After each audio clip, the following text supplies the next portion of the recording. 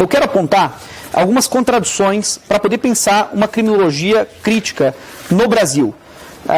E para isso eu tenho que indicar digamos, um pouco da origem do discurso criminológico crítico e de alguns entraves que ele encontra no mundo, né, e entraves específicos na realidade brasileira. Então, eu vou começar remetendo um pouco à origem da criminologia crítica. E esse já é um primeiro problema. Explicar a origem da criminologia significa escolher mais ou menos aleatoriamente, um marco teórico específico ou um episódio específico da história da criminologia. É típico dos juristas supor que as coisas têm data certa, né? E de que a tomada da Bastilha em 1789 demarcou a precipitação do poder político da burguesia.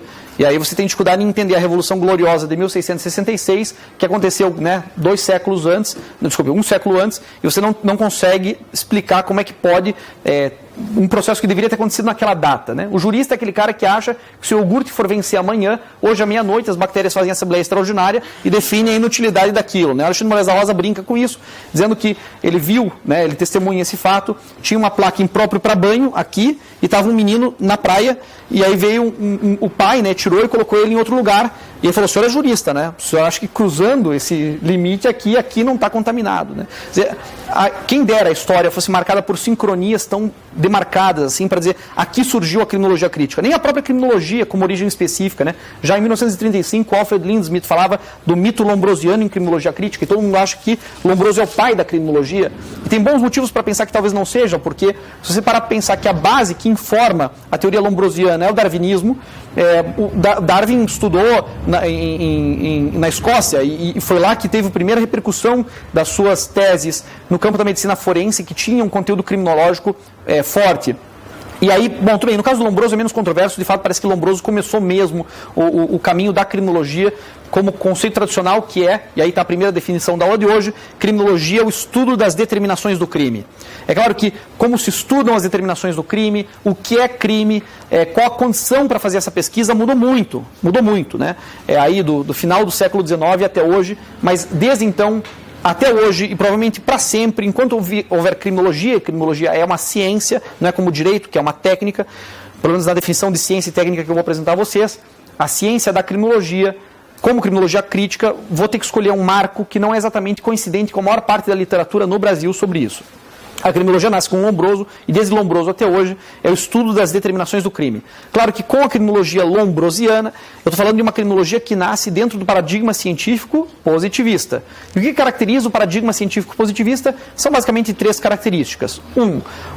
O positivismo em ciências sociais aplicado à criminologia acredita em relações de causalidade. Supõe que o crime é o efeito de certas causas. Portanto, a análise retrospectiva, preferencialmente laboratorial, de determinações biopsicofísicas do indivíduo, determinaria a causa do comportamento criminoso no indivíduo. Nós chamamos essas teorias de teorias etiológicas individuais.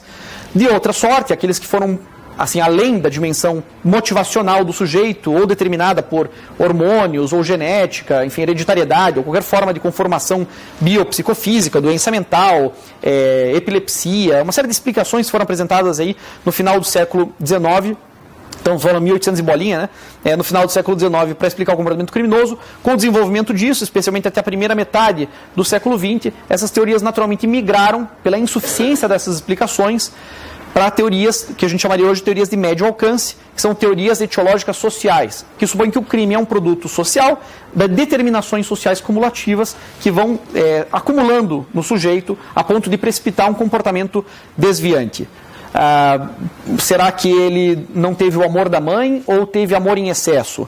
Será que ele não frequentou a igreja ou frequentou a igreja demais? Será que ele não teve atividade política ou ele é um criminoso propriamente político? Quer dizer, quais foram os pontos na formação social desse sujeito, seja nos grupos de referência do aprendizado de valores, técnicas e disposições, ou então qual foi o percurso dele em subgrupos, né, em subculturas criminogênicas. O sujeito participou de uma gangue, né, no bairro que ele nasceu havia uma certa facção que exercia um certo fascínio sobre ele, e ele teve aderência a esse ou aquele valor e fez opções ruins durante a vida.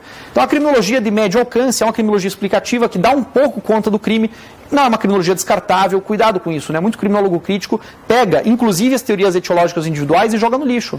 Fala assim, as teorias que explicam o crime a partir do indivíduo estão todas erradas por definição. Não estão. Tem muita explicação em relação ao indivíduo, biopsicofisicamente, que me interessa. Vocês não vão conseguir explicar a enorme disparidade que existe de comportamento violento entre homens e mulheres a partir de teorias sociológicas. Não dá. Vocês podem pegar o que vocês quiserem, Terry Murphy, Avshalom Caspi, os criminólogos que trabalham ainda, teorias hereditárias, birth cohort, teorias, enfim, de agressividade antropológica. É uma boa parte da explicação, da criminalidade, não como criminalização, mas como registro do número de crimes vinculado a gênero ou a sexo, questões que transcendem a ideia de construção social ou de formas alternativas de deslocamento do controle social. Porque a explicação sociológica tradicional é dizer que o homem é controlado pela polícia, a mulher é controlada pelo trabalho doméstico. Então existe uma domesticação do controle social feminino e uma publicização do controle violento pela polícia dos homens.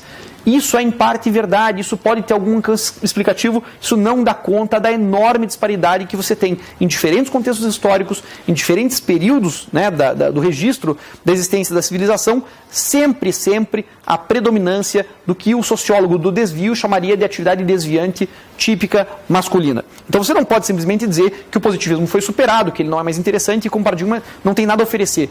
E no campo da microcriminologia, do diagnóstico específico de pessoas, especialmente pessoas, né, com sofrimento psíquico, dá para dizer que ainda existe muito campo para criminologia, para microcriminologia da etiologia individual biopsicofísica cumprir um papel relevante. E as teorias de médio alcance? As teorias de médio alcance também.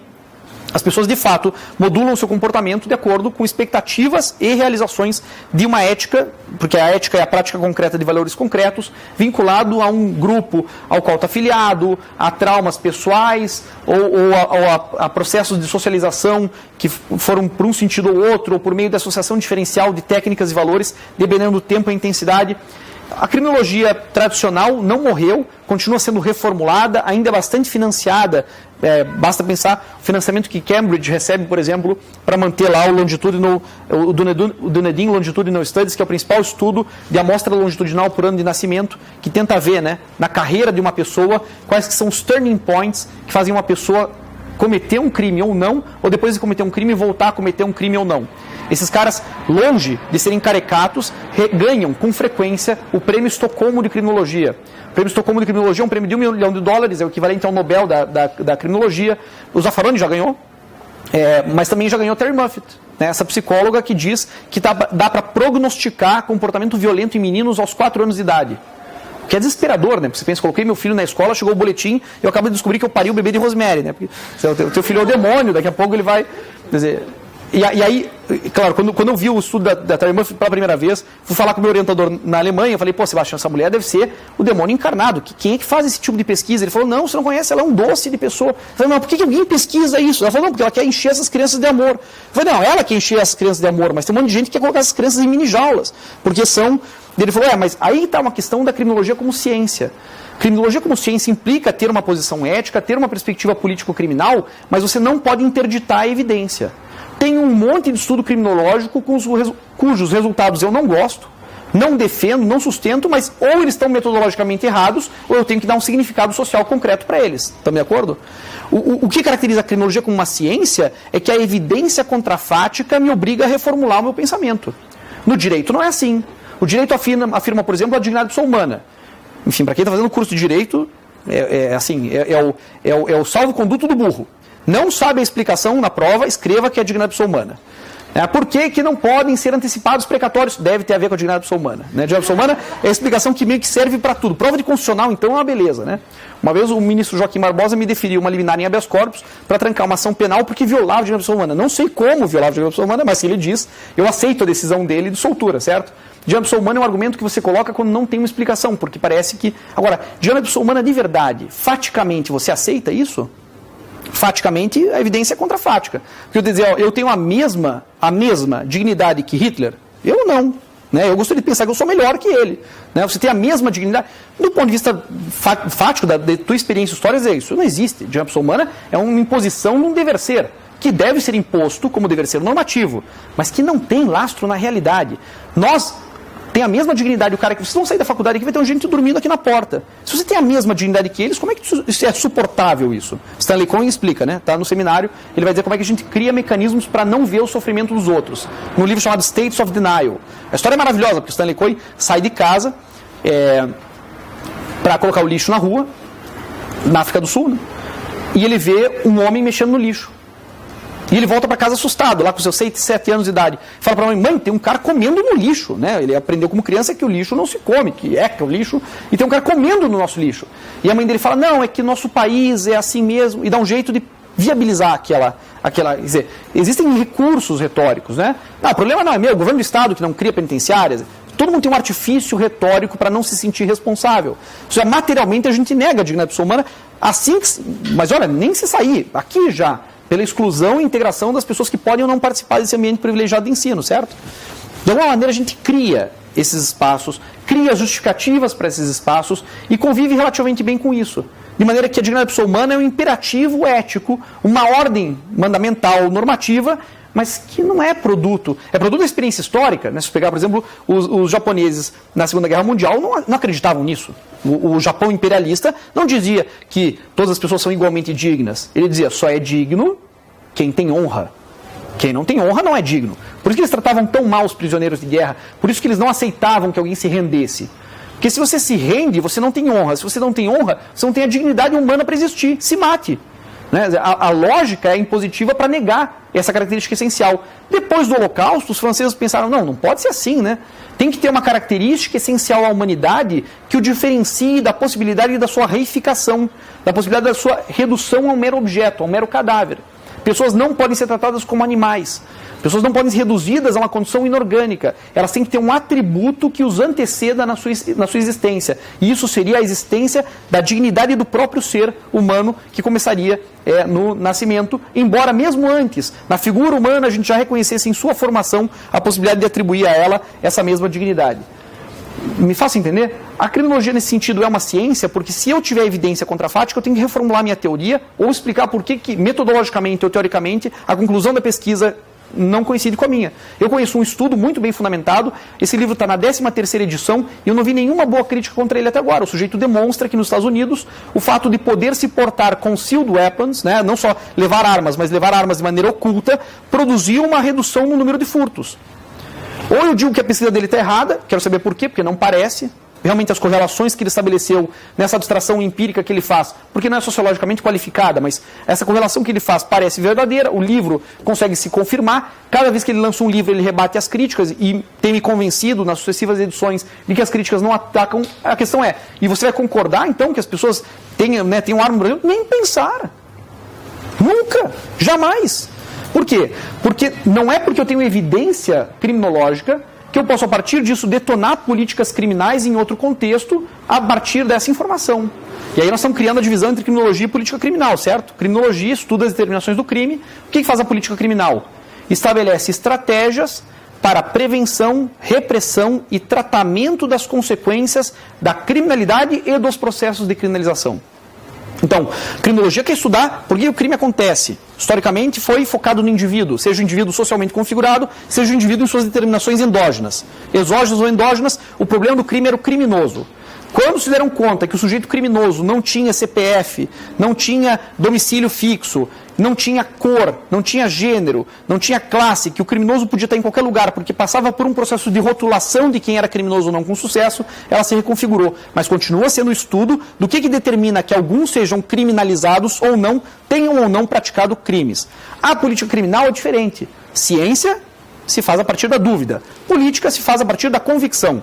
Política criminal é o conjunto de estratégias para prevenção, repressão e tratamento das consequências. O que é mais importante na política criminal? Bom, parece óbvio que é a prevenção. Eu quero prevenir que novos crimes aconteçam.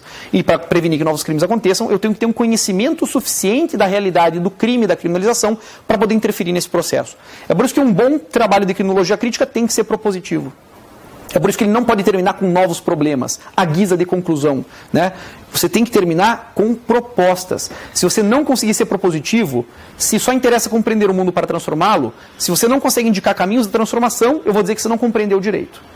O objetivo da ciência social é a sua utilidade para a transformação social, senão não vale a pena fazer, muito menos fazer isso com dinheiro público. A ideia de que eu possa estabelecer estratégias político-criminais vão dar conta, sim, da prevenção. Como que eu posso prevenir que crimes aconteçam? Mas também vai ter que dar conta da repressão. O que eu vou fazer em relação às pessoas que praticaram crimes? Escute, tem um monte de propostas. Hoje, contemporaneamente, o filé mignon da discussão é a justiça restaurativa. Mas, escute, o debate de justiça restaurativa resolve, às vezes, um humanismo tão ingênuo, né? Tem que ter cuidado com a justiça restaurativa, principalmente porque ela pode ser apropriada por juristas, o que seria a sua contradição, né? É isso que eu tenho a dizer sobre justiça restaurativa. Não gosto porque não nos pertence. Um jurista pesquisando isso já é um mau sinal. Justiça restaurativa teria que ser feita fora dos padrões de racionalidade. Eu, como gosto de Estado, eu não tenho essa fobia liberal geral, eu gosto de Estado para promover a igualdade entre as pessoas. Acho que o Estado tem que ser profundamente interventor para a produção da mobilidade social. O principal mecanismo hoje de mobilidade social no Brasil é um diploma universitário, certo? Eu acho que o Estado tem que se esforçar para garantir esse instrumento de mobilidade social. Mobilidade social não se faz se a principal fonte de renda da população em geral não for o trabalho. Só quando o trabalho é a principal fonte de renda e não o acúmulo de riqueza, a herança. Quando o trabalho é a principal fonte de riqueza, você consegue ter alguma mobilidade social pelo estudo e pelo trabalho, que seriam as formas preferenciais típicas de agregação psico- e sociodinâmica em situações típicas sociológicas para ter, digamos, deslocamento entre classes, né? Nascer pobre e acumular, e ter algum dinheiro, e ter uma vida digna. Como nós não temos mobilidade social, as diferenças não aparecem. E aí a valorização da diferença não me interessa.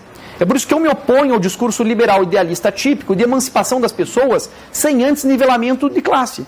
Porque me parece ilusório valorizar situações sociais atípicas como se fossem gloriosa realização pessoal, quando a possibilidade de adequação social típica ainda não foi realizada.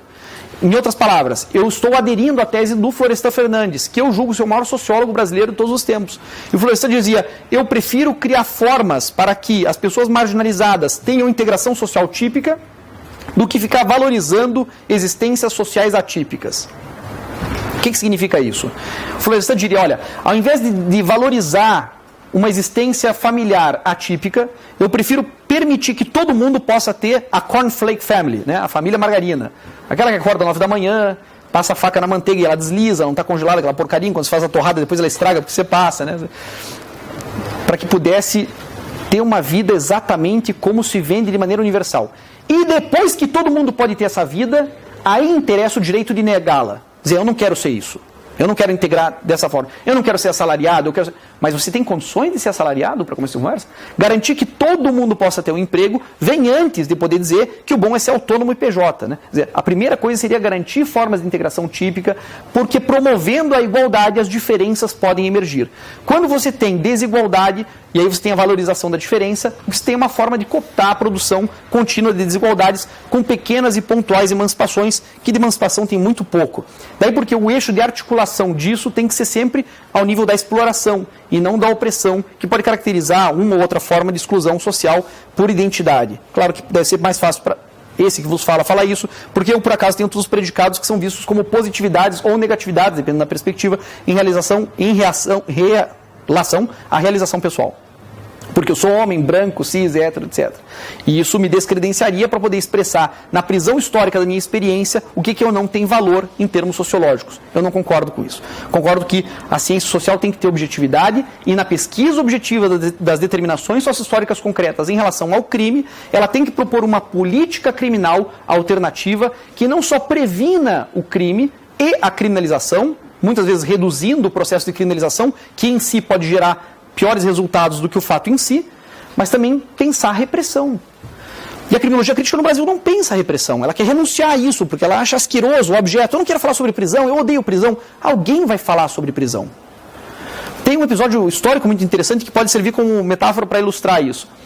Quando Perón volta de Madrid para a Argentina, e eles têm que organizar um grande comício em Ezeiza para receber o Perón, a esquerda não sabe quem chamar para fazer a segurança do evento. Ela acaba chamando os coronéis, ela acaba chamando os generais, porque ela não tinha experiência em controle de multidões.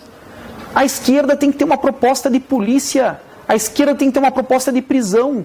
Dizer não mais prisão não serve, porque a prisão não está indo em lugar nenhum. Ou eu tenho uma proposta concreta, que, vejam, implica um desgosto de pensar isso, mas Até o mais cândido abolicionista, como Nils Christie, me disse isso num seminário em 2014, um pouco antes de falecer.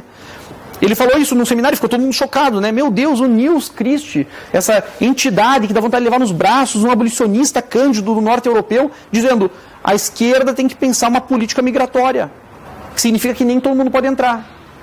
Ou nós pensamos, ou a esquerda vai continuar fazendo o que faz. Você pode renunciar a pensar a polícia e a prisão. Veja, eu não gosto da prisão, nem mesmo se ela cumprir o prometido, e ela nunca cumpre. Mas se eu não tiver uma proposta, como é que eu posso participar da comissão de reforma da lei de drogas se eu estou entre aqueles que defendem que tem que descriminalizar produção, comércio, distribuição e uso? Mas é a comissão de reforma, e eu fui convocado para pensar a reforma disso. Eu acho que dá para ganhar terreno. Eu não importo, me chamem de mero reformista. Pelo menos eu quero tentar fazer algo concretamente para evitar a destruição de mais vidas. Acho que chegou um ponto em quando a gente olhar para o nosso holocausto, dizer, olha, pelo menos eu tentei fazer alguma coisa. No limitado espaço que eu tinha na universidade, com a potência que tinha ali de capital simbólico, de capital real, econômico, para poder fazer essas coisas, mas não me aquietei nessa posição. Isso, se não nada, pelo menos vai me dar a boa consciência do sono tranquilo, né? Não tem como ver com a má consciência de ter ficado rendido pedindo o fim da prisão. E eu já vi muito criminólogo crítico no Brasil dizer simplesmente tem que acabar com a polícia. Ah, é? O que aconteceu no Espírito Santo quando a polícia não saiu do quartel? Escute, vocês lembram desse episódio, certo? Que foi ridículo, porque um dos argumentos para a polícia ser militarizada é que ela não pode exercer o direito de greve, certo? O que ela fez no Espírito Santo, então, se não entrar em greve, né? Os policiais saíram marchando, assim, tinha 4 senhoras na frente do pelotão. Vocês vão nos deixar sair? Não. Ah, então não vamos sair. Não temos condições de realizar o nosso trabalho. Essa é um teatro tão idiota, assim. O que acontece quando a polícia não estava na rua? Teve saque, não teve? Teve insegurança, as pessoas não queriam sair. De repente alguém lembrou, escute, vai precisar de polícia. A melhor história que eu tenho para contar isso para vocês é uma anedota que me contaram, enfim, não sei se é verdade, não tive condições de pesquisá-la, mas acho extremamente interessante. Um dos principais teóricos críticos dessas relações de poder oculta, que estão presentes nessa sala de aula, que estão presentes na polícia, que estão presentes em Exame, Vigilância e Sanção, capítulo 3, terceira parte do Vigiar e Punir, etc, etc. Michel Foucault, que denunciou, né, como o poder se instilava nas relações sociais de maneira invisível e teria que ser redescoberto nessas relações, dizem que ele, mesmo sendo homossexual, foi destinatário do amor de uma jovem aluna. Transferência freudiana básica, se apaixonou pelo professor. E aí o Foucault fazia seminários na casa dele e essa menina demorava em ir embora. Ela ficava lá, se insinuando, não queria ir embora. E o Foucault, assim, sentindo que aquilo ia ser um problema. Um dia ela simplesmente não saiu e ele falou, olha, você deve ir embora. Ela falou, não, eu vou ficar aqui cuidando de você. Eu falei, não, mas desculpa, eu não tenho nenhum interesse, né, no teu amor e tal. Eu falei, não, mas eu vou ficar aqui cuidando de você mesmo assim, até você aprender a me amar. Mas escuta, eu sou homossexual, eu não tenho nem interesse. Não, mas você vai aprender a me amar porque eu vou ficar aqui cuidando de você. O que Foucault faz? Chama a polícia. Foucault chama a polícia. Em algum momento você precisa da polícia. E aí, qual polícia vai te atender? Eu dou aula na Academia da Polícia Militar do Paraná. Estive lá na terça-feira da semana passada, quarta-feira da semana passada, e hoje saiu uma notícia horrorosa, dizendo que no teste admissional deles, estava lá um requisito psicológico, tem que ter masculinidade e tal. Eu não vou pular na frente deles e defender o edital e tal, mas eu conheço aquelas pessoas. Vocês acham que ali só tem canalha mal intencionado? Eu tenho mais motivos para pensar isso no Tribunal de Justiça do que na Academia Policial Militar do Paraná, porque lá eles não sabem, mas eles são classe trabalhadora. Eles são classe trabalhadora. Não se reconhecem como tal. Não se dão conta que são classe trabalhadora. Mas você quer fazer revolução e nem o apoio da PM você tem? Como é que você acha que você vai fazer isso?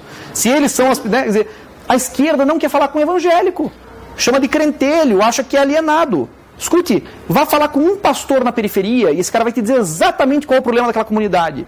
E você vai ter um acesso a ele para a transformação disso muito maior. Porque quem está explorando esse capital político hoje são os caras da direita, conservadora, que querem manter aquele curral eleitoral. Pensem na possibilidade de emancipação que tem. Não, mas é uma certa asepsia, por quê? Porque você não quer pensar essas pessoas como destinatárias privilegiadas do discurso crítico. Parece que a classe trabalhadora, que é a preferência da criminologia crítica, é alienada, burra e não vai ser informada a não ser que ela venha para a universidade. Os criminólogos críticos acham que não é tarefa deles se aproximarem dessas pessoas. Tem que ter polícia. Tem que ter, talvez, judiciário, tem que ter Ministério Público. Qual o Ministério Público? Qual o judiciário? Como é que vai ser o concurso? Como é que vai ser a carreira? Como é que vai ser o sistema de controle? Como é que vai ser a distribuição de armas para a polícia? Isso tem que estar no horizonte da esquerda. Mas a esquerda não quer pensar nisso, porque ela tem nojo da prisão. E com razão, porque a prisão é um lugar asqueroso, certo? É enjaular seres humanos. Não cheira bem, sempre é ruim. não reabilita, não ressocializa, mas ou nós temos uma proposta concreta para assumir o poder amanhã, ou o que vai acontecer? Ganha. Já imaginou? Boulos eleito. Bom, e no dia seguinte, Boulos vai abrir a prisão? Claro que tem uma proposta por trás disso a ser informada. Mas eu sei, por exemplo, como os partidos políticos criam os seus programas de governo. 5 dias antes eles ligam para um professor, não vou dizer quem, para perguntar o que eu deveria fazer em matéria político-criminal. Candidatos ao governo do Estado não sabem o que fazer em relação à política criminal. Eles não sabem o que dizer nas câmeras, isso eles sabem bem, mas eles não sabem de verdade o que fazer. Eles não estão fazendo aquilo por maldade, sabe, no sentido cínico da coisa. Alguns sim, mas boa parte deles tem espaço para ganhar. E nós temos que batalhar esse espaço. Esse é um problema grave da criminologia crítica brasileira. Ela não quer fazer política criminal de prevenção da criminalidade. Ela muitas vezes é apologética do ato criminoso. Ela quer encontrar explicação social para tudo. Mas tem coisas que não têm justificativa e que você tem que dizer, olha, quem está falando para vocês? O abolicionista, dedicado, com perfil socialista, eu estou lhes dizendo, talvez algumas pessoas, por alguns crimes, tenham que ficar privadas de liberdade por algum tempo. Talvez algumas pessoas tenham que ficar privadas de liberdade por algum tempo por certos fatos. A título de quê? De retribuição mesmo. De retribuição, porque eu não posso permitir que você estupre a secretária e diga, mas eu te pago.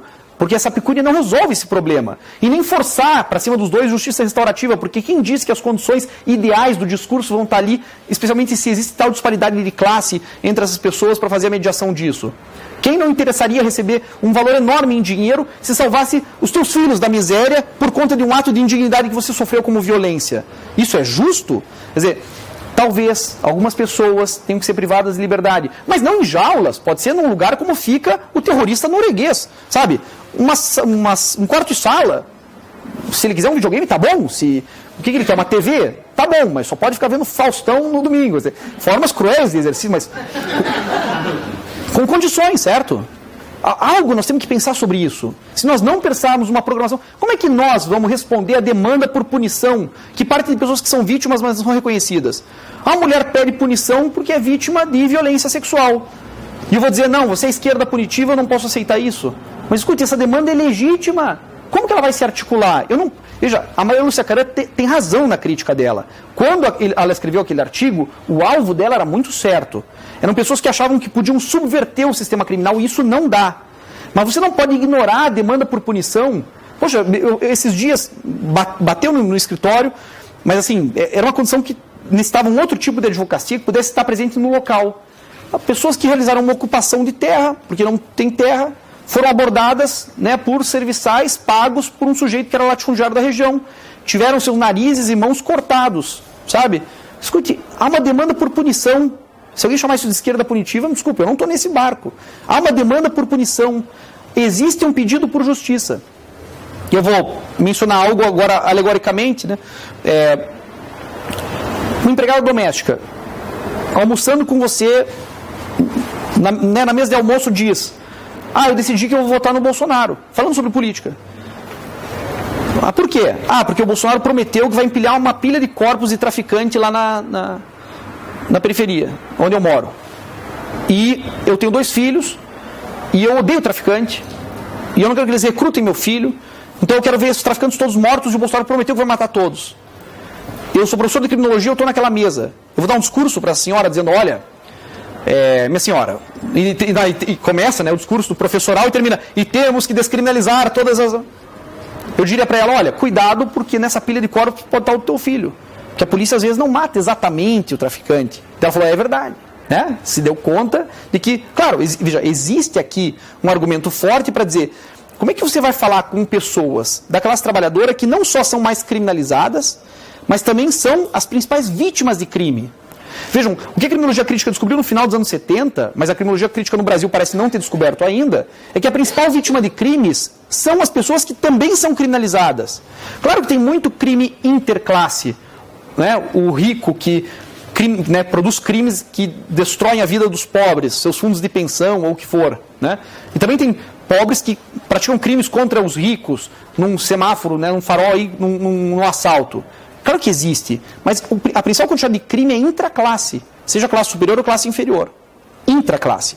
Então, há uma demanda por ordem que não é arbitrariedade do Estado. Mas os criminólogos críticos liberais de esquerda, idealistas, acham que não. Acham que, claro, eu estou caricaturizando a posição deles, todas são mais complexas, mas eu não consigo exercer o exercício didático da crítica se eu não colocar o sujeito, né, numa espécie de caricatura. Faz parte do exercício didático, ok? A ideia é dizer que eu estava dizendo, eu fiz essa advertência para dizer que é parte da didática ridicularizar certas posições para torná-las alvos, para depois poder fazer as mediações necessárias para a explicação. Mas antes disso, você estava dizendo o quê? Idealistas. Não, isso, mas o que os idealistas estavam dizendo na minha cabeça? Vocês estão vendo a aula ou eu estou sozinho aqui, né? Tá, o que eles acham é que a demanda por ordem, que é o centro da preocupação da criminologia crítica, é sempre imposta pela arbitrariedade do Estado. Qual ordem? A ordem estatal. A ordem que... Mas escute, há uma demanda por ordem das pessoas. Basta ver o vídeo que vai lá para o Jornal Nacional, né? O Brasil que eu quero é segurança, saúde e educação, segurança, saúde e educação, segurança, saúde e educação, segurança, saúde e educação. Há uma demanda por ordem, as pessoas querem poder andar na rua, sem terem o medo objetivo de serem assaltadas, aliciadas para o tráfico, mortas, estupradas. Há uma demanda por ordem, que é uma demanda legítima, e atender essa demanda não implica renunciar aos seus princípios criminológicos críticos. A criminologia crítica precisa atender a uma política criminal de prevenção e repressão. E também de tratamento das consequências. Temos que ter políticas públicas consistentes, informadas pela criminologia crítica, para cuidar com pessoas vitimizadas pela violência. O que não envolve esgotar as possibilidades disso dentro da estrutura estatal, é bem verdade, mas esse esforço tem que ser levado a sério. Não tem sido levado a sério. Se me interessa mais a prevenção, e de fato a prevenção me interessa mais, o problema no Brasil é que a gente não aprende com a experiência histórica acumulada com as estratégias de criminalização que têm tentado evitar a prática de crimes. A política criminal é uma história de fracassos. É muito difícil saber o que funciona para diminuir o crime. Muito difícil. Alguém vai dizer, mas educação. Escute, os caras que fizeram o Holocausto eram muito bem educados, né? O fato de ter educação não garante que alguém não vá produzir campos de concentração e extermínio. Pelo contrário, veja, os oficiais nazistas não eram, né, autoridades intelectuais nos seus campos. Eram. O professor Edmund Metzger era professor catedrático de direito penal e encontrou uma justificativa para a eliminação das pessoas sem valor vital. Não é educação exatamente, né? Não é um tipo de educação. Você acha que renda diminui o crime? Nos Estados Unidos, nos anos 50, houve o aumento da renda de todo mundo. O número de crimes aumentou muito. Claro que por outras determinações, porque havia um aumento da oferta de bens para subtração, mas não há uma correlação necessária. Em geral, política criminal é história de fracasso. Nós sabemos o que não funciona.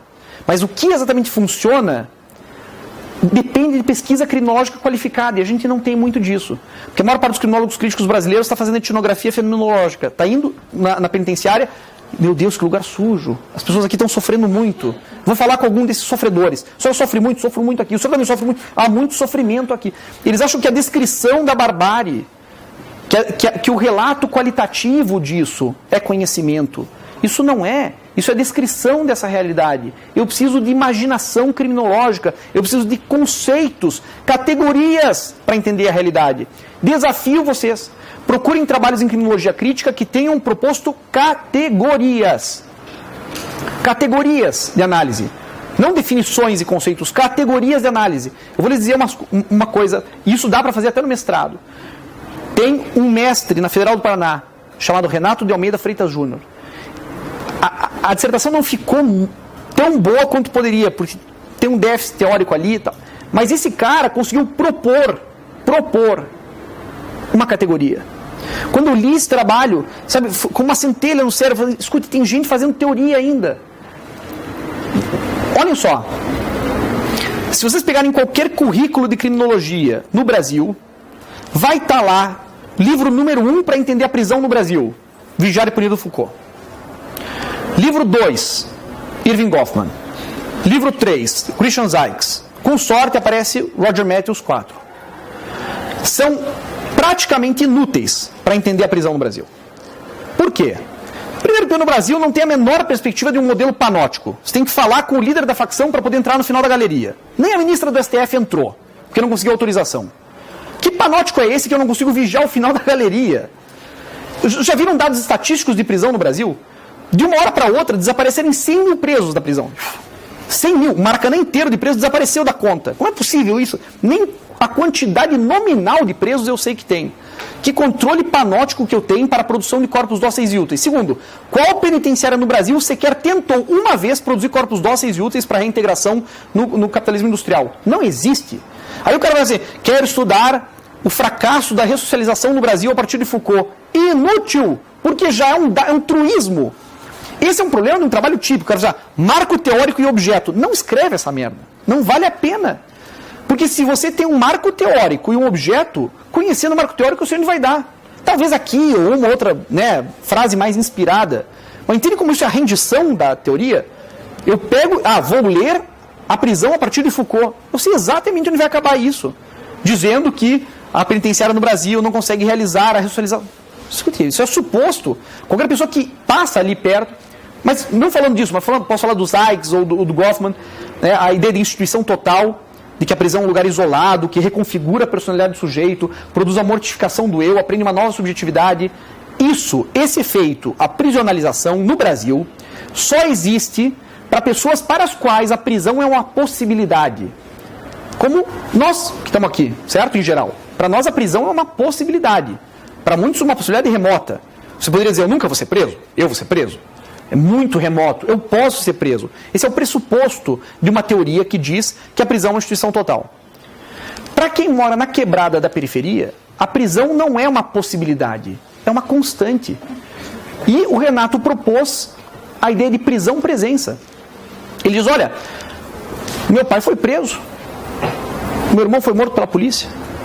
A prisão, para mim, é onde meus amigos estão. Tem um monte de amigo e primo lá. A prisão para mim não é uma possibilidade, é algo que eu vivo no meu cotidiano. Se eu for preso hoje, vão saber que eu cheguei na prisão antes que se comunique a autoridade judiciária. E já vai ter um pessoal lá do meu bairro me esperando para me receber. Para ele a prisão é a cultura que ele vive. Ele demonstrou como a cultura prisional produziu o rap e o hip hop no Brasil. Não foi uma cultura daqui para lá, foi de lá para cá. Um lugar que produz cultura que se vive no cotidiano. A prisão é presença. Esse é o pressuposto de uma teoria para a prisão no Brasil. Vejam, o Renato não desenvolve, que é uma dissertação de mestrado, ele não desenvolve a teoria criminológica prisional no Brasil a partir do pressuposto prisão-presença. Mas ele consegue destruir décadas de inutilidade em papel, produzidas em tese e dissertações, que trabalharam com o pressuposto prisão-possibilidade, sem se dar conta que no Brasil não era esse o paradigma predominante. Me faça entender? Isso é uma contribuição teórica relevante, ele fez isso no mestrado, é possível. E nós estamos carentes desse tipo de categoria. Hoje o que basicamente a criminologia crítica brasileira faz é importar categorias de fora, ler a nossa realidade e ser incapaz de explicá-las. É ou não é, Luiz Felipe? O trabalho dele é outra amostra de uma excelente dissertação de mestrado. Toda a ideia do giro punitivo, sabe? A ideia de que de uma hora para outra, quando havia esperança de que teríamos menos preso, né? Não era aquela coisa da promessa do Max Weber, né? Ou do Durkheim, cada vez mais justiça, né? Restaurativa, reparatória, a ideia de aldeia global, do fim das fronteiras, integração, cada vez mais pena pecuniária e não prisional. E de repente, lá no final dos anos 90, já está claro que é um giro punitivo. Não, muito mais gente presa, muito mais gente morta pela polícia, muito mais repressão. O que deu errado na esperança da humanidade em ter menos, em ter direito penal como última ratio? Aí o pessoal foi ler o Vacan, né? Eu na faculdade me encantei com o Vacan, 2001, estava lendo o Vacan, o Vacan deve explicar todo esse troço. E o Vacan me disse, e na época era governo FHC, né? E eu odiava o governo FHC, né? Porra, na época, eu tenho contemporâneos aqui da Federal do Paraná comigo. Quando eu entrei na Federal do Paraná, um professor ganhava um salário mínimo, em regime 40 horas. Né? Aí, a primeira coisa que eu recebi foi aqueles panfletos do DCE, né? Para não deixar virar privada, assim, porra, E eu falei assim, porra, aí o Lula foi eleito, né? Quase fui para Brasília, ainda bem que nunca vão me pegar em filme, porque eu não fui, né? Lula foi eleito, eu pensando, porra, aí tá aí, agora não vai ter encarceramento em massa no Brasil. Por quê? Porque eu aprendi com o Vacan que encarceramento em massa é produto do neoliberalismo. E aí você pode ter várias críticas ao PT, mas vai ter que forçar muito a barra para dizer que a política econômica dele era igual, semelhante ao do governo FHC. Quem produziu encarceramento em massa no Brasil? Mas foi o Partido dos Trabalhadores. Ou se não foi o Partido dos Trabalhadores, porque é discutível, né? Tem que ponto o Executivo Federal conseguiu capitalizar isso. Mas eu tenho uma hipótese judicial muito clara, né? A lei de drogas, defendida pelo Paulo Pimenta, assinada pelo Márcio Tomás Bastos. Foi ali que está o encarceramento em massa. Você vê isso na curva claramente, né? Mínimo de 5 anos, crime hediondo, artigo 33, o cara é punido simultaneamente por associação mais tráfico. E eu me lembro do seminário do IBCCRI em 2006, quando diziam, né, vieram dizer, não, é que nós vamos dar a discricionariedade ao juiz brasileiro, que vai ter sensibilidade para utilizar o parágrafo 4º e diminuir a condenação por tráfico. E aí nós aprendemos que você não dá discricionariedade para os juízes brasileiros, é como dar gilete para um macaco. Você não dá poder a quem não tem maturidade democrática, conhecimento técnico para saber manejá-lo. Mas nós aprendemos isso com uma inflação penal sem precedentes. Voltemos ao ponto. O que o Vacan explicou sobre o giro punitivo? Ou está errado para o Brasil. Ou nunca foi o neoliberalismo, ou não foi isso que explica, com certeza, pela falta do pressuposto que ele indica. Mas o pessoal lê o Vacan e começa a falar das políticas, mas, né, da criação dos guetos, da repressão aos pobres em vez de luta contra a pobreza. E a criminologia crítica brasileira caiu nessa. E ficou discutindo essas teses. Escute, exercício intelectual. Peguem as teses e dissertações escritas de 2002 até hoje e vejam com o que os criminólogos críticos brasileiros estavam preocupados em termos teóricos, enquanto esse holocausto brasileiro, esse crime contra a humanidade só aumentava. Diletantismo. Eu estou entre eles. Perdi muito tempo pensando assim, em teses esotéricas para explicar um movimento que estava diante dos meus olhos. Claro que, fazendo a desculpa deles e minha, é muito mais fácil ver eventos históricos em retrospectiva, né? Depois que você vê em retrospectiva, né? É como economista. Só acerta depois que, né? Estudar economia em retrospectiva deve ser fácil, né? Houve uma taxa de juros por causa disso. Tá, mas na época você não sabia, né? A capacidade prognóstica da criminologia é parecida com as ciências sociais em geral. É muito difícil fazer isso porque, como diria a Escola de Frankfurt, você precisa de um diagnóstico de tempo. Vejam, os teóricos da Escola de Frankfurt sacaram isso, tanto que a maior parte deles conseguiu fugir, porque viam o nazismo vindo, e já sabiam onde ia dar isso. Mas é muito difícil, você tem que estar muito antenado, você tem que estar muito conectado na realidade, com muita informação teórica, para sacar o desdobramento disso. Nós ficamos assistindo 10 anos, né, de 2006 a 2016, o crescimento da população prisional, e atribuindo isso a um monte de causas, até quando ficou claro qual que era a causa. E veja, e muda muito. O Brasil, se pegar historicamente, o principal crime, historicamente, né, numa longa série histórica, o principal crime reprimido no Brasil sempre foi homicídio. O que é muito lógico, que bom que é assim, né? Homicídio, como, digamos, se nas prisões tivéssemos só homicidas, a crítica criminológica teria que dar um certo desconto. Pô, você está prendendo homicidas. Mas a prisão não está cheia de homicida. A prisão está cheia de traficante, nessa categoria genérica que também permite a morte dele, e de assaltante. Furto configurado como roubo, roubo misturado com furto. Por que a gente deixou de punir homicídio? Bom, porque a gente dedicou a atividade policial a outra coisa. A própria criminalização do tráfico produziu um problema pior do que o uso e comércio de drogas. Porque antes, claro, drogas são um problema, certo? Tem que ter condições para uso, para venda, para regulação. Drogas são um problema. Mas é um problema muito pior quando você criminaliza. A explicação da criminalização do giro punitivo no Brasil não passa pelo Vacan, mas também não passa, sei lá, me ajude aí, não passa pelo Stanley Cohen, não passa pelo de Jorge, não passa pelo David Garland. Não passa, cara.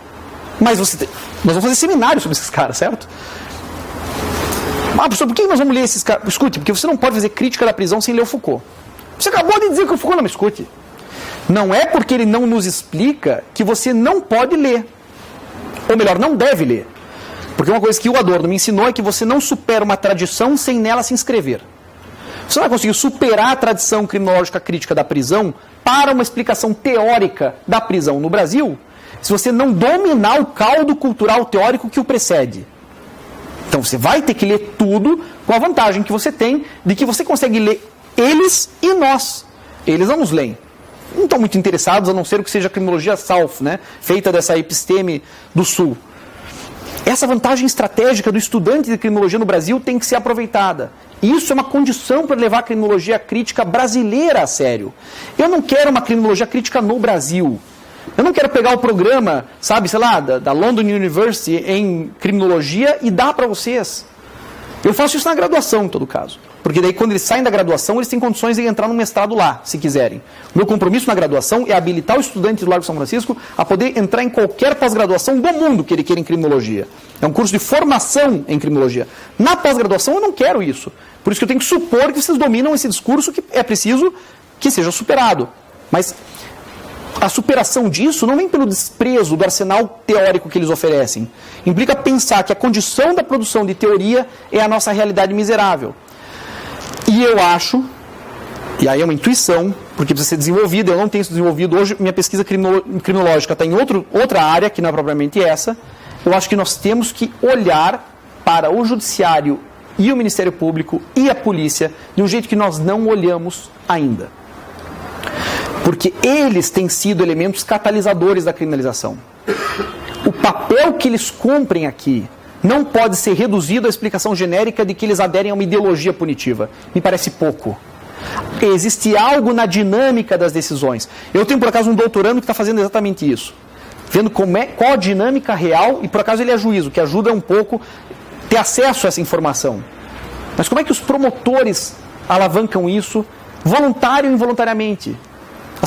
As prisões que são feitas, né, a sua espetacularização ocasional, qual que é a parte em que a criminalização de quem tem dinheiro substitui as contradições de quem não tem?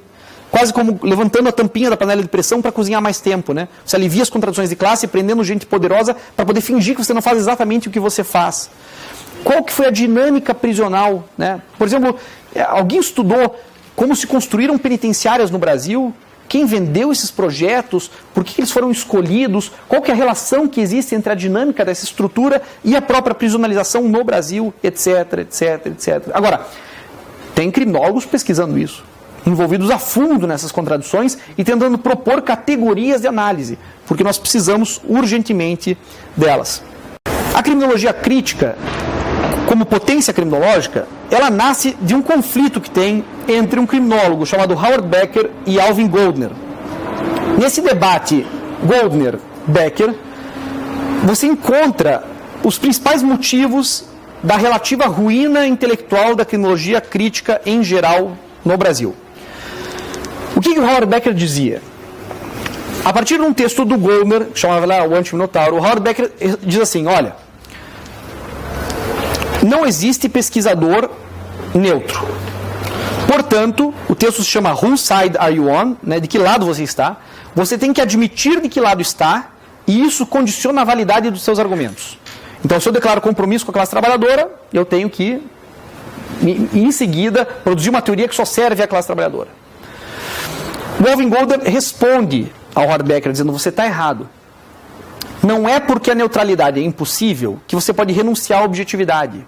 Não são características essenciais do ser humano que definem a sua compreensão do mundo. Nisso está o que eu já mencionei antes, a confusão entre epistemologia e episteme. Esse é um debate muito forte na Universidade Brasileira Contemporânea e eu acho que é uma enorme perda de tempo. As características individuais do pesquisador, o fato de ser homem ou mulher, negro ou branco, rico ou pobre, vivente ou não de uma experiência de opressão específica, não deve ser relevante para a qualidade da pesquisa que ele realiza. As pessoas acham que experimentar, vivenciar o sofrimento é condição para denunciá-lo ou descrevê-lo de maneira correta, ou então para adequar a possibilidade de solução a partir dessa experiência. Estão erradas, na minha opinião. É possível produzir ciência social objetiva e útil sem ter que misturar a identidade do sujeito com o seu objeto de pesquisa. Mas, se vocês forem pesquisar na criminologia racial, na criminologia feminista, a maior parte dos autores no Brasil não está de acordo com a minha tese. Vai dizer que o que eu estou propondo é o epistemicídio desses saberes especiais. Eu quero dizer que não existem tais saberes especiais e que o método da criminologia crítica continua sendo o mesmo e que o único método possível para uma criminologia crítica é o materialismo dialético. É claro que o materialismo dialético é muito mais do que a sua caracterização como dogmática específica, né? Ou achando que você pode aplicar os princípios do Hurtkisheimer ou as hipóteses de Yankovic para poder ler a criminalização. Eu não sou partidário aqui de um marxismo dogmático que acha que a infraestrutura causa determinações sobreestruturais, mas eu quero dizer que só a complexidade do objeto pode colocar em jogo, na sua dinâmica de estudo, as determinações sociohistóricas concretas que o configuram. Você não pode ler um marco teórico antes para isso. Geralmente um estudante de pós-graduação vem assim para o professor e fala assim, professor, o que eu estudo para escrever um livro sobre esse tema? Eu vou te dizer? Você que vai me dizer. Se eu te disser o que ler para entender, Que ganho teórico no mundo é isso? Você vai estar fazendo a minha pesquisa, ou a minha perspectiva, realizando a minha visão sobre isso. Você tem que começar a estudar o objeto. E sabe que o processo fantástico disso, quando você começa a estudar o objeto, as suas determinações aparecem. Mas para que as determinações do objeto apareçam, você tem que ser um bom pesquisador.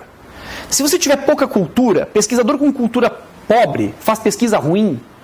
Se você tiver muita cultura e muita formação, ao analisar um objeto específico, você descobre nele faces inesperadas.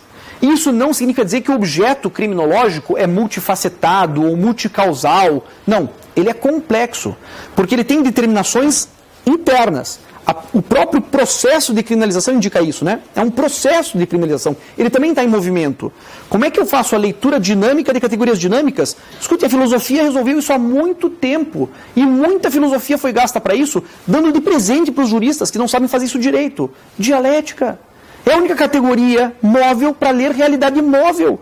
É uma forma de compreender dinâmicas de processos cuja característica essencial real é o movimento. Mas o que é um processo de criminalização se não isso? Aí você quer que eu te dê leitura para ler o teu objeto. O que eu leio para entender isso? Como é que eu vou saber? Eu não estou pesquisando isso. Qual a tarefa do orientador? É dizer se isso está bom ou não está. A tua pesquisa está uma merda. Por quê? Eu, com o meu caldo cultural, consigo dizer que você não viu metade do problema. Tua leitura está míope, está canhestra, tua leitura está parcial, é um recorte. Primeira condição para fazer isso, colocar uma perspectiva rígida. Vou ler isso a partir da dicotomia masculino-feminino. Bom, pesquisa ruim. Por quê? Porque você já está negando qualquer possibilidade que não seja uma perspectiva dualista. Mas não era essa própria ideia do estruturalismo e do pós-estruturalismo romper dicotomias constitutivas do espaço? Eu posso fazer teoria. Escute, chegou num ponto da minha vida em que eu posso fazer teoria de qualquer coisa. Eu desafio vocês. Me apontem um elemento da realidade que eu faça uma teoria. Porque nada é mais fácil do que problematizar a realidade. Mas escute, nós já não temos problema suficiente. Pense que de 55 a 76 morreram aí 58 mil, 60 mil soldados estadunidenses na Guerra do Vietnã. Isso serviu para reconfigurar a sociedade estadunidense. Nós perdemos 60 mil pessoas ano por homicídio no Brasil. Isso não reconfigurou a nossa sociedade. Não é problema suficiente? Problematizar uma questão não significa nada. Qualquer pessoa consegue fazer com o mínimo de treinamento. Eu posso pegar esse microfone e falar sobre o seu conteúdo fálico, né? E falar sobre quão masculino é essa estrutura expositiva dentro de uma aula bancária típica do ensino superior brasileiro que valoriza a posição masculina. Isso não significa nada. Isso é problematização de Facebook, que é lá o lugar para fazer isso. Mas não para dar crédito para isso. Pensar uma coisa analiticamente envolve tempo, espaço, dedicação, que nem na pós-graduação o sujeito tem. Porque ele está fazendo, né, porque ele trabalha, porque ele tem compromissos, porque ele também tem uma vida para fazer. E quantas bolsas de mestrado tinham na Faculdade de Direito do Largo São Francisco? Uma, né? Acho que esse ano nenhuma. Mas em agosto de 2019, acabou o dinheiro. Não tem dinheiro para pesquisa. Não tem dinheiro. Não tem dinheiro para pesquisa. Tem dinheiro para auxílio moradia, tem auxílio, né, para manter as benesses da aristocracia oligopólica do Brasil, mas não tem dinheiro para pesquisa. Para isso não tem dinheiro. Como é que eu vou produzir criminologia crítica se as condições de produção desafio aos senhores que estão estudando criminologia? Vão até a Faculdade de Direito da Universidade de São Paulo, que fica aqui, e visitem a biblioteca. E vejam se vocês têm um arsenal teórico necessário para enfrentar um mínimo problema, digamos, que seja judicial imediato. Não tem. Não tem. Eu acho que a melhor biblioteca não empresto, já estou dizendo, a melhor biblioteca em criminologia do Brasil é minha. Não empresto. E me demorou, olha, pelo menos uns 10 anos, sabe, de cheque especial, ficar comprando caixinha da Amazon para poder constituir uma biblioteca mínima. Você sai daqui, você pisa em qualquer país europeu, você fala assim, finalmente eu vi uma biblioteca de criminologia. Ah, quero estudar estupro. Só sobre estupro tem prateleiras inteiras que eu tenho que baixar e ler todas. Claro que hoje, né, mídia digital, acesso a uma facilidade desse tipo de acesso. Mas eu vou fazer uma provocação aqui. Ninguém estuda de verdade lendo em tablet. Isso não existe. Né? No meu Kindle eu só compro porcaria. Estudar de verdade é ler no papel. É um processo de leitura que exige atenção. Telefone desligado. Noites, para não ter encheção de saco. Você gasta, você perde vida com isso. Ser acadêmico não é qualquer coisa. Levar a criminologia crítica a sério implica uma renúncia. Talvez uma renúncia na tua advocacia, você não tem a extensão do escritório que você poderia ter. Talvez uma renúncia pessoal, você não vai ter quantidade de amigos e afetos que você possa desenvolver. Mas é uma renúncia que tem que valer a pena. Então, pelo menos, não produz uma porcaria de uma tese ou dissertação, cuja função do orientador é dizer, está ficando uma merda, pare, mude de direção. Já vi orientadores dizerem que o fracasso de uma pesquisa em si é a história da pesquisa. Tipo, tentei pesquisar algo, fracassei, não consegui, essa é a pesquisa. Está louco? Isso é o fracasso da pesquisa. Começa de novo. Você não pode transformar o não acesso a dados em uma própria dissertação. Talvez um jornalista consiga fazer isso, mas não um teórico. E a forma de escrita, vocês já perceberam? Levar a criminologia crítica a sério no Brasil se importa em comunicar isso às pessoas. Coisas boas de ler, mas pegue uma dissertação dessas. É horrível de ler. A característica do estilo ruim é que é fácil de copiar. Por isso que é tão fácil peticionar. Ou alguém vai dizer que os advogados, em geral, são, né, uma peça excepcional. Parece uma, você tem que tirar assim, do meio das... Tem uma peça excepcional, muito bem escrita. Excelentíssimo, o senhor já começa na mentira, né? Eu não conheço um só excelente. Imagina excelentíssimo. Excelente para mim é Zé Paulo Neto, Jorecino dos Santos, Jores Tavares, Nilo Batista. Excelentes. Excelentíssimo, mas qualquer Zé Ruela de qualquer vara, excelentíssimo. E, né, aí o cara recorre da decisão. O cara recorre e fala assim, a respeitável sentença, a sentença é uma merda. Não, a respeitável venerando acórdão. O acórdão é tão bom que eu vou pendurar essa merda para ele venerar essa porra. Mas nem que fosse um manuscrito do Shakespeare, não estaria venerando esse troço. Venerando colhendo a câmera. Um bando de canalhas, né? Essa turma só tem corrupto. Colhendo a câmara. Excelso pretório, tudo mentira, mentira. Esse estilo ruim a gente copia, data vênia, e o cara põe, né, o corretor do Windows põe circunflexo no vênia, você tem que voltar lá e apagar. Estilos ruins são facilmente copiados, também em trabalhos monográficos. Para levar a criminologia crítica a séria, não dá para ficar escrevendo trabalhos ruins de ler. Trabalhos que comecem assim, a metodologia utilizada... Deixa eu dar uma boa dica para vocês. Eu consigo descobrir a metodologia lendo o trabalho. Não precisa que você me diga, a metodologia utilizada foi entrevista qualitativa com 26 pessoas. Sabe, você lendo a entrevista com 26 pessoas, você saca que a metodologia utilizada foi essa. Essa introdução desnecessária, um monte de nota de rodapé, o fulano diz isso, o fulano diz isso, o fulano diz isso. Cara, isso devia estar nos seus fichamentos. Não quero ler essa merda. Você já leu para mim. O que isso significa? De que maneira isso me ajuda a entender um problema social concreto? Para levar a criminologia crítica a sério, não dá para repetir o estilo dos trabalhos em direito. Eu sei que nós estamos na faculdade de Direito, é difícil se livrar disso, porque a maior parte das pessoas que estão aqui tem formação em Direito. Abandonem esse troço, aprendam a escrever com os jornalistas. Foi assim que Marx aprendeu a escrever, e Marx é magnético na leitura. Foi assim que o último trabalho do Misha Glenn, né, o dono do Morro, o dono do Morro, um trabalho de um jornalista inglês sobre o Nem da Rocinha, é uma das melhores coisas já escritas na criminologia brasileira. É maravilhoso o livro, é extraordinário, é fodido de bom, é muito bom. Um jornalista escreveu sem nenhum conhecimento criminológico. Mas é interessante, é empolgante, tem contradições. Tem um episódio nesse livro que é fantástico, né? O Nem da Rocinha desiste do tráfico, ele sabe que vai ser morto, não aguenta a tensão, é muita pressão, é muita tensão nele. Ele sei que vai fugir para Recife. Ele coloca, né, uma das esposas que ele tinha, acho que era a segunda esposa, 2 filhos no carro e foge para Recife. Não avisa ninguém. Põe um monte de dinheiro no porta-mala e vai para Recife, vai, embora. Está lá em Recife, passa 2 semanas lá, de repente, homens encapuzados colocam ele no carro, no porta-mala. Ele fala, bom, vão me matar, né? E os caras dirigem, devolvem ele. Quando abre o porta-malas, ele está no meio da favela de volta. Você me trouxeram a favela, eram policiais. Policiais sequestraram Nem da Rocinha em Recife e devolveram para o Rio. Por quê? Não, porque o cara que entrou aqui no teu lugar não estava nos pagando. Aí você vai ler o tráfico. Mas o que é o tráfico no Brasil? São essas contradições. Vocês querem ver um exemplo de trouxidão? Trouxidão é a trouxice dos outros, né? Campanha pelo desarmamento no Brasil. Foi uma das coisas mais idiotas que já foi feita. Entregue sua arma e eu te dou um dinheiro. Essa coisa estúpida é essa. Por quê? Porque implica não perceber a origem dessas armas.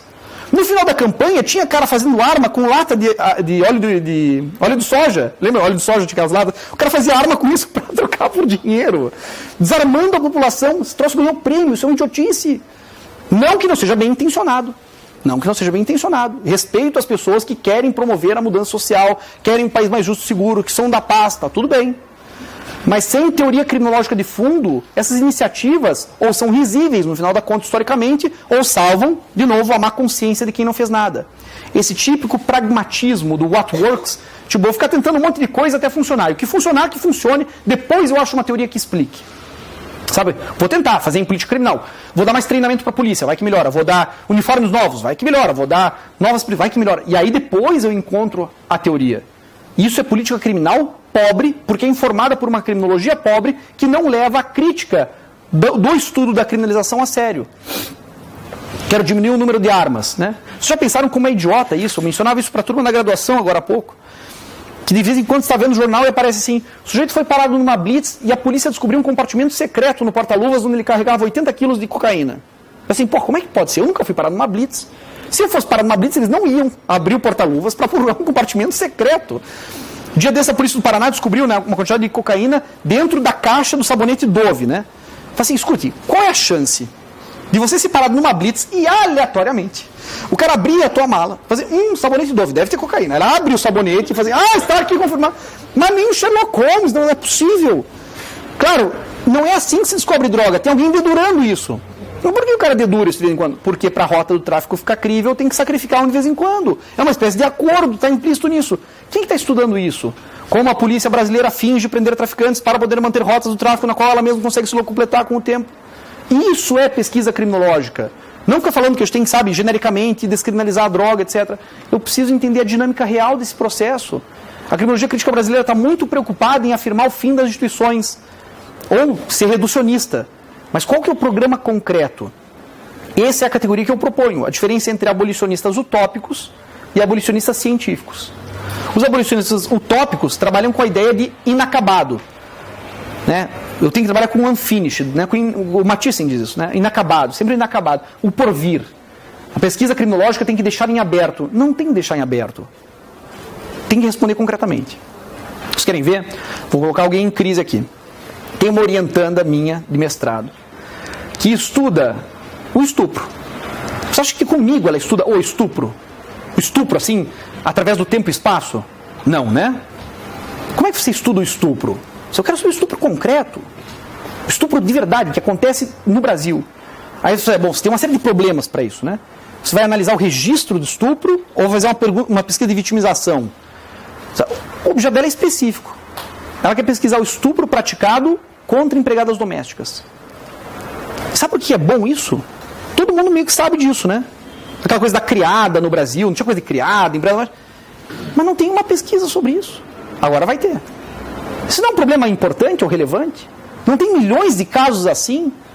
Milhões de casos assim na história do Brasil e na domesticação da mulher negra que foi utilizada para o trabalho doméstico, inclusive como fonte de renda preferencial da família e de exploração masculina nessas relações. E ninguém está estudando isso? Mas tem um monte de gente falando de criminologia queer, gender relativismo. Porra, cara, e as empregadas que estão sendo estupradas, parceiro? Isso é problema? Isso é problema. Não a ideia geral de uma crítica, uma teoria masculina. Cara, antes de ficar problematizando um problema, veja a dimensão humana que esse problema tem. Aquelas imagens são exageradas, mas não são tanto assim também, né? No final das contas, o presídio está lá no horizonte. Para levar a criminologia crítica a sério, nós temos que começar a pensar nos problemas de verdade da classe trabalhadora. Entender por que o apelo de lei e ordem faz sentido para eles.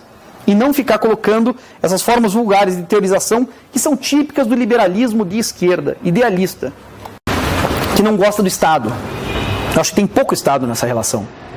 Eu não vou discutir o papel do Estado na economia, mas escute, só faço uma análise em perspectiva, certo? Como é que você conseguiu ter a segunda maior potência do mundo, depois de 25 milhões de mortos, conseguir se rivalizar com o Pacto de Varsóvia, a OTAN? Sabe, não vou entrar no campo da direção estatal da economia, porque não tenho domínio teórico sobre isso, tenho só uma opinião informada. E todo mundo tem direito a uma opinião, nem todo mundo tem direito a uma opinião boa, certo? Também lembrem disso na hora de fazer pergunta, né? Todo mundo tem direito a uma opinião, não significa que a tua opinião é boa. O que assegura a correção da tua opinião é leitura e dedicação. Em alguns temas eu sou opinativo, em outros eu tenho certo domínio teórico. Na parte que eu tenho domínio teórico eu posso dizer, falta Estado no Brasil em termos de criminalização. Quero saber qual criminólogo crítico no Brasil concorda com a minha tese. Acho que nenhum. Todos querem menos Estado, menos polícia, menos... Eu acho que falta Estado. Falta muito Estado. Para a política criminal não se reduzir à política penal, não tem Jamburi com Cumbaiá, com, sabe, depende de nós. A lógica criança esperança de que a comunidade vai se fortalecer ela própria pelos seus predicados. Num país periférico, subdesenvolvido, marginalizado e dependente como é o Brasil, as estratégias de emancipação passam por muito mais Estado do que temos. E, inclusive, na área penal. Você não consegue ter essa conclusão lendo Luiz Facan, né? Porque para eles é sempre o ideal do Leviatã. Meu Deus, Deus me livre do Estado. Coisa de liberal, de esquerda e de direita. Tem medo do Estado. Falta o Estado realizar as funções básicas para assegurar, por exemplo, que uma pessoa pobre tenha direito à defesa. Isso não é nenhuma questão criminológica, isso é uma questão de decência, que o Brasil não cumpre.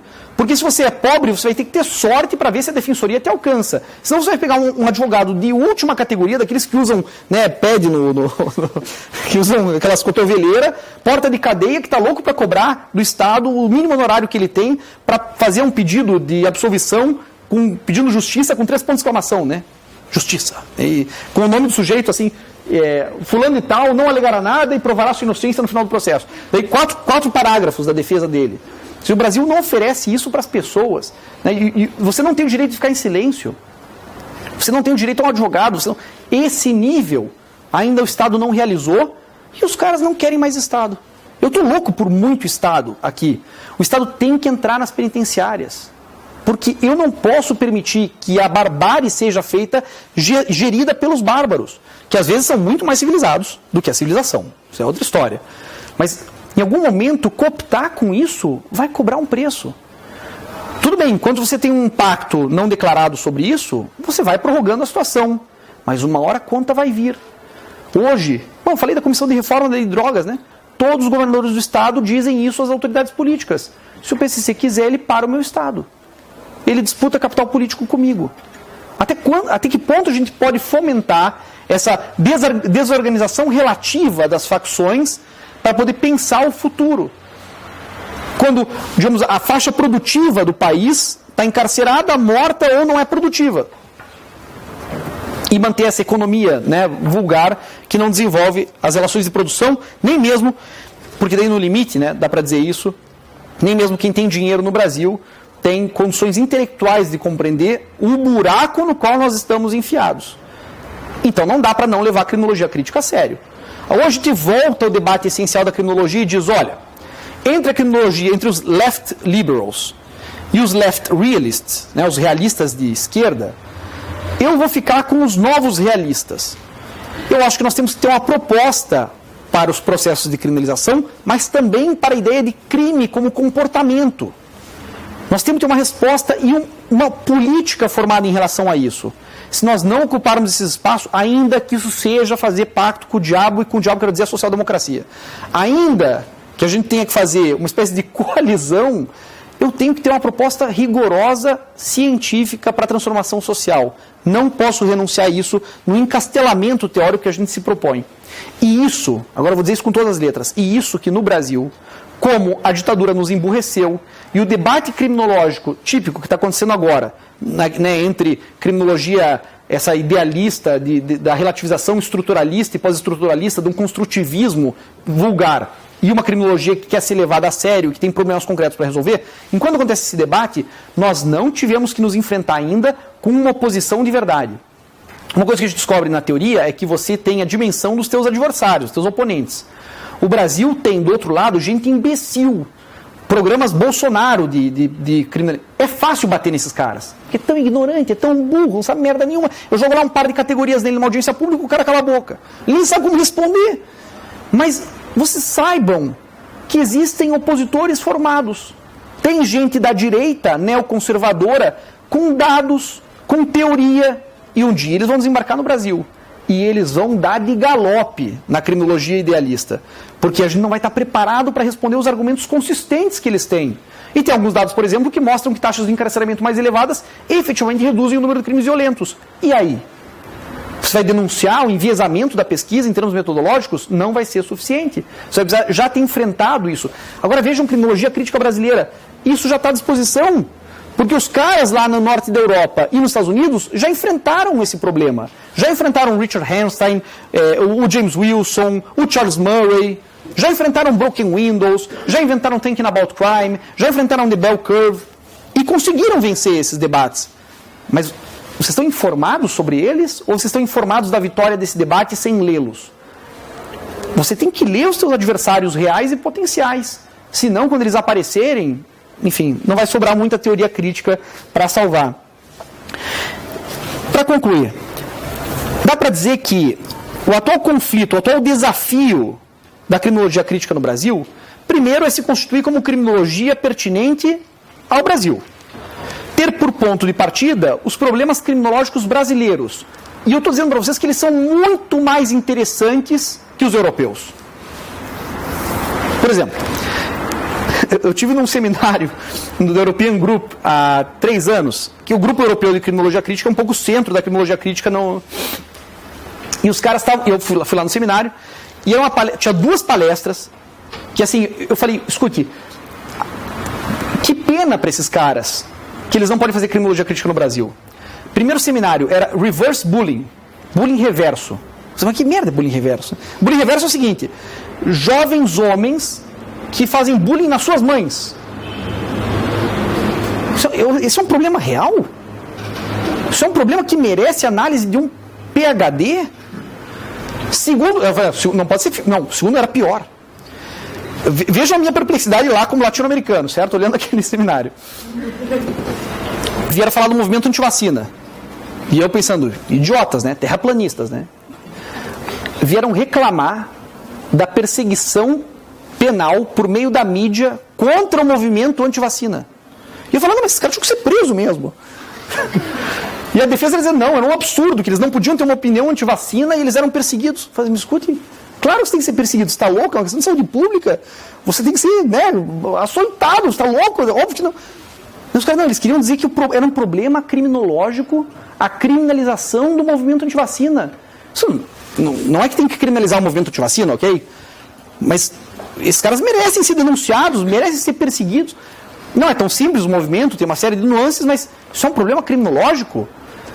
Eu me lembro um trabalho da Vanessa Baker, que é uma criminóloga de Nova York, que é professora em Estocolmo, casou com um professor também, criminólogo sueco, hoje ela é professora da Universidade de Estocolmo, e veio apresentar um problema sobre os índices alarmantes de prisão na Suécia. Quer dizer, quantas pessoas foram presas? Mais de 2.000. Eu falei, irrelevante. Sabe, tipo, que pena por ti que tem que estudar. Eu tenho 700 mil presos para explicar. Proporcionalmente, uma taxa muito maior. Por sorte, nesse seminário, estava o Máximo Sosso, que começou a rir assim, e falou assim, ó, bad news from heaven, né? São notícias ruins do paraíso na Terra, que é na Escandinávia. Mas para nós, daí, o Sosso falou, né? Escute, nós viemos aqui da América Latina, a gente tem problemas lá, assim, assim, assim.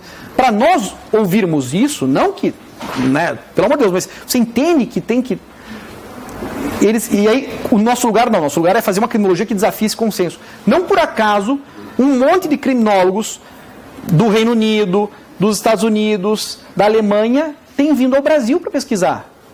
Porque nós estamos com os problemas que dá para pegar com uma colher grande. Lá eles têm que ficar analisando criminologia cultural, da pichação e tal. Que desastre isso. So what? Criminology, né? So what?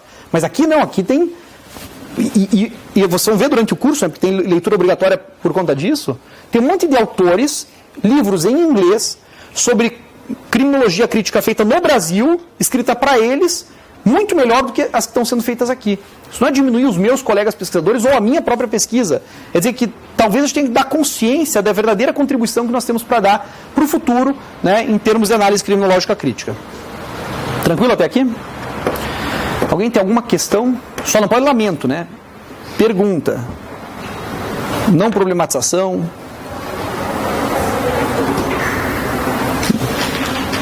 Nada? As pessoas que estão aqui no curso de formação popular não é um problema, né? Mas quem faz pós-graduação deveria pelo menos se sentir provocado com isso. Levar a criminologia crítica no Brasil a sério implica afastar um monte de coisas que são canônicas ainda para a criminologia crítica brasileira.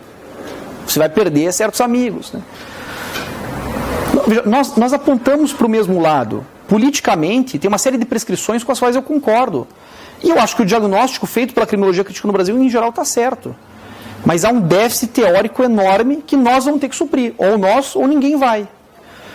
Eu estou cansado de ver seminário de criminologia crítica em que os títulos são lá angústias, limites e possibilidades, perplexidades.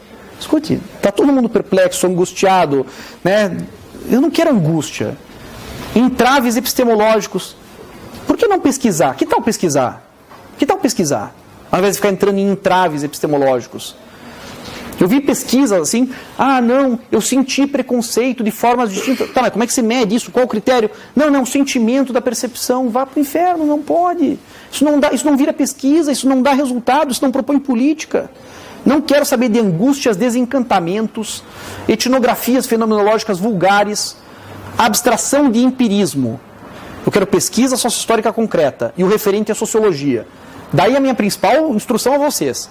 Quer fazer criminologia? Sente que talvez tenha algum déficit teórico? Começa a estudar sociologia. Sociologia boa. Vai ler Max Weber, Durkheim, vai ler Marx. Não precisa ficar lá com Giddens, essas coisas, não. Isso aí não pode passar por cima. Lê coisa boa, lê coisa com densidade. Sabe? Não sociólogos pós-modern, né? Que é os sociólogos que ofereceram categorias. Né? Veja, olha o que Weber faz com dominação burocrática. Pô, eu quase que engoli a história inteira dele, porque meio que explica um monte de coisa. Né?